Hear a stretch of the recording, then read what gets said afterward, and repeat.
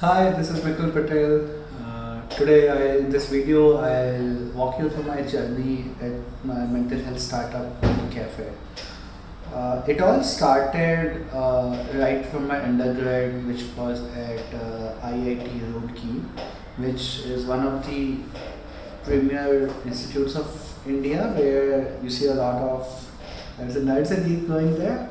Now, and because of the performance pressure and many other reasons, right, we had seen many student suicides, and not just in IIT Roorkee, but many colleges and schools in India.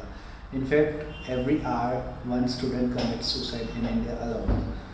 So when I was studying there, I joined the student counseling cell, where my role was to spread awareness on mental health, and if someone needs help, connect them to our institute counselor. Now, in fact, one fine day, a good friend of mine, like my batchmate, he attempted suicide, and I was one of the first ones to read his suicide note, and it was a very shocking experience. Right. Luckily, after 2 3 weeks, this guy came back. He did not commit, but then this whole incident was an eye opener, and I thought, hey, we need to do something to save lives, to help people with their mental health. Right? I talked to friends, and I know like 8 out of 10 of my close friends were going through some of the other challenges. It's as if we don't talk about it. So that's why mental health was always on back of my mind. Right? I was working on some logistics startup. I never thought of starting up in mental health, but I wanted to do something. Then time passed by. I joined an engineering job. Then got an admission into IIM Ahmedabad, which is again the European School of India. So that is where. So the moment I got the offer, right, I was even thinking like, should I do an MBA from this good institute, or should I do a master's in psychology for somewhere else? Because I was so much interested in mental health as a domain. So, but I chose to do the MBA, and then the moment I got the offer, right, I mailed two of the professors at IIM Ahmedabad that, hey, I want to do some research in this field. And then I met them when I went to the campus. Now, as time passed by, my interest towards mental health even further increased, and there was a Moodcafe competition coming up. So I thought, why not try out, come up with some idea that could help people facing challenges. And so I got together a few of my batchmates at IIM. We just brainstormed on what could we help with, right? And we knew that this was a big problem. People face issue, and we thought we'll do anything that works, right? Be it something around counseling, something around physical activities, right? Something around hypnosis, whatsoever it takes to help people deal with their mental health issues. And we started brainstorming, right? And then we realized that we need much more research. So then, this was in 2017. Now, in this video, you might need to remember the time frame just to connect the story. So 2017, and around December time, what I did is I hired 5 interns pan India to just understand the problem well. So we spent the entire December trying to analyze the market, understand what's the problem people face, what are the solutions existing globally. Right, we talked to many people, and by the end of December, we had understood the problem side of it really well. Now it was time to solve it. So next, what I did is I hired 12 psychologists, gave them a live project to come up with some way in which people can be more aware of their mental health. And we divided this 12 psychologists into 4 teams, and I got some of my batchmates to help me out. So 4 of us were solving the exact same problem independently, and one of these groups did a really good job of coming up with a gamified version of an inventory, like basically a survey, an assessment that helps you know more about yourself in a fun way, and towards the end understand if you need some help with your mental health.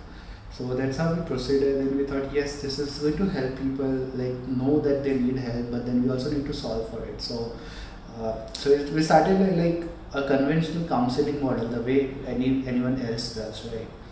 And so this live project went from Jan to March, And during March time frame, there's also a junior of mine from my undergrad, IIT Roorkee, who was independently working on some data science related startup idea where part of it was solving one of the mental health issues. And we got connected, and I said, hey, his name is Rahul, and I said, hey, Rahul, why don't we like meet together? Why don't you fly down to Ahmedabad and let's see if we can work for a few days and see if we can build something. So he came in March, and trust me, for the next 1 year, he did not go back to Bangalore. And Rahul became my co-founder, right? So that's the kind of alignment we got when we started brainstorming together, and we thought of then building something really big and productize this, right? Now this was the step where, and we did not have a lot of funds, but like Ahmedabad had this very good program where they used to give us stipend and also a free office space initially, and then like if you go on to pursue your idea even after your MBA, they help you get all sorts of mentorship and also deferred placement in case the idea doesn't work out, right? So I thought, yeah, this is the right time, the right age to take a leap of faith, and there's a potential to create impact. So that's where me and Rahul started working more on this idea. Now we said, hey, the counseling model is something which everyone does. Strategically, we're solving the same problem which everyone's solving, right? But the larger problem is that there's a lot of barrier to seeking mental health care. So let's say this is person X, he needs help, and this is the solution. So first he needs to know that he needs help, then he needs to be motivated to take an action, then he wants to come closer, but then there's this problem of say confidentiality getting leaked out, then there's the cost aspect of it, and so on and so on. So we thought, hey, let's build something that breaks all these barriers and helps people takes the solution. And again, we tried out multiple things. Like we literally made a prototype, like a game where people could, just play a game and know more about their mental health and take help. We had the typical counseling platform where people could take therapy sessions with counselors via video call, phone call, or face-to-face session. And a few other ideas, but what we really focused on was an idea where we thought, let's connect these people to someone like them, but who's still trained and understands them in a very easy, non-judgmental setting. So let's help people confidentially express their true feelings. And we built an app just like WhatsApp, where you can just come, you can anonymously chat with trained listeners who are people like you but who have taken training from Moodcafe, and you can vent out. This listener is going to hear you out without judgments, but he's not going to give some suggestions. If they wanted expert counseling, and you as a user can then connect to our trained licensed therapist. And we started doing this, right? And this worked really well. We received an awesome response. People were really adapting to the idea. In fact, fast forward a year, our acquisition rate for cost for each user was 3 or 4 rupees, which is very cheap, which talks about how much people were willing to try this app, and they were very happy because once in Google Play Store, we were ranked in the top 10 health apps. That was even above Google Fit at one point in time. So people were really liking the solution, right? As long as it was free. Now it was the time to monetize, right? And parallelly at the same time, we also wanted funds to build a more robust version of our prototype. So we started talking to people all around. Now with this IMA program, which was called Mavericks, right? Luckily, we were fortunate enough to get our alumni, super awesome alumni who were very successful in their fields, helping us, right? Mostly from the batch of PGP 91, and now they have this program where if you're creating a social impact, they help you out in all possible ways. So I talked to them, and then they gave us funds just to help us initially sustain and try our idea, right? So they were very helpful that way. They gave us mentorship, right? And then we were kind of constantly in touch. Now at the time when we wanted to raise funds, one of the mentors actually said, hey, I would like to help you out get the funds, and he proposed a certain certain share, and that's how the investment would have worked. Now we had option to take money from many others, which would have given us a better, like a higher valuation deal. But then we went with this set of investors because we knew them, right? And I think that was one of the right decisions, because one is we knew them well. And also it wasn't easy to close down, because I wanted me and Rahul to completely focus on the business and not just waste like hours or days in fundraising, right? And turned out that actually, yeah, when things went upside down, still we had the investors backing. So I think that worked out really well. Anyways, coming back, so we had raised funds and we hired people, right? We like formed a 14 people team, in fact, and one of them was like 14 years elder to me. So it was a pretty interesting mix of folks working there, right?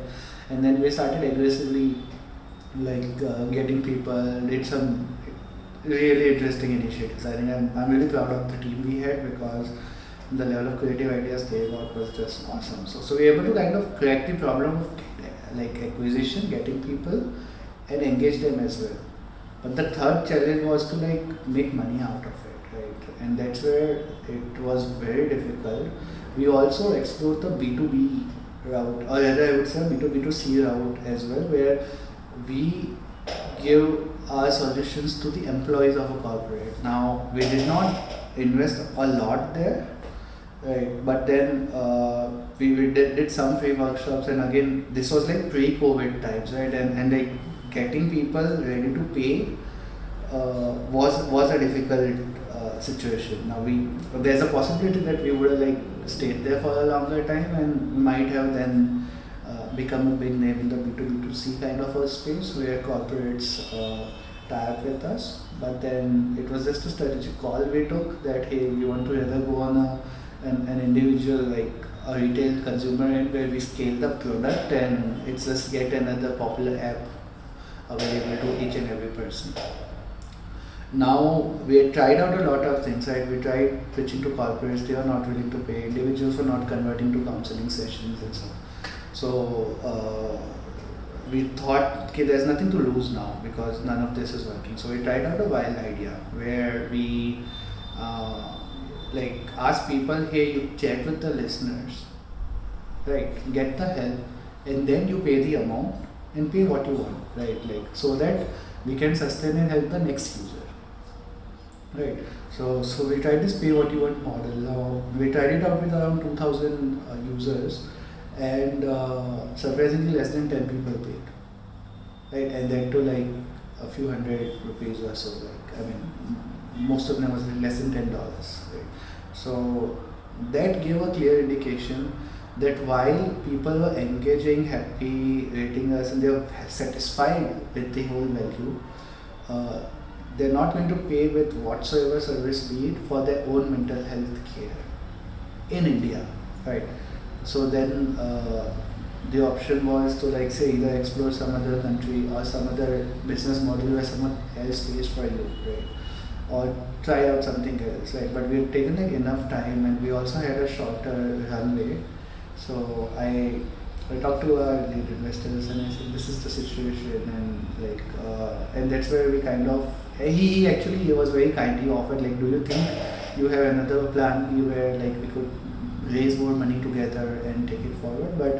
But I had sensed that possibly even like it was risky to do something else also, and I did not really just want to like burn investors' money, right, for the sake of it. So that's why we took a conscious call, and we like thought of shutting down the operations, right? And then we tried to place our 14 people team in whichever companies it could be possible, and that's how we did it. But I mean, we could not really take it up to the extent we really wanted, but still like that was a great learning experience, right?